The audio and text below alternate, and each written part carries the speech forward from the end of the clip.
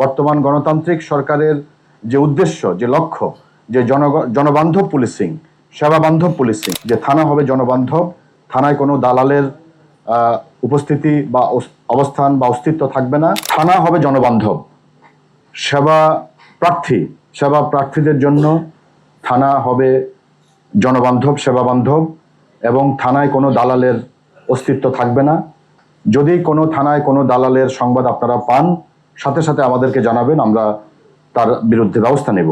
এবং এই প্রসঙ্গে আমি বলি, কোনো থানা যদি জনগণের সেবায়, বর্তমান গণতান্ত্রিক সরকারের যে উদ্দেশ্য, যে লক্ষ্য, যে জনবান্ধব পুলিশিং, সেবা বান্ধব পুলিশিং, এই পুলিশিংয়ে যদি বাধাগ্রস্ত হয় কোনো থানার কোনো অফিসারের কারণে,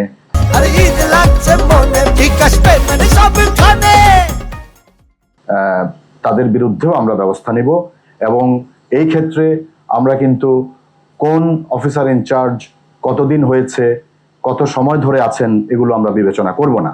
আমরা গতকালকে সকল থানার অফিসার ইনচার্জ এবং সকল ক্রাইম ডিভিশনের ডিসি, ট্রাফিকের অফিসার, সবার সাথে আমরা বসে আমাদের এই মেসেজটা দিয়েছি যে থানা হবে জনবান্ধব, থানায় কোনো দালালের উপস্থিতি বা অবস্থান বা অস্তিত্ব থাকবে না, থানা হবে সেবা বান্ধব। যারা থানায় যাবেন তাদের সাথে ভালো ব্যবহার করতে হবে এবং তাদের যেই কারণে তারা থানায় গিয়েছেন তাদেরকে সর্বোচ্চ সহযোগিতা দিতে হবে।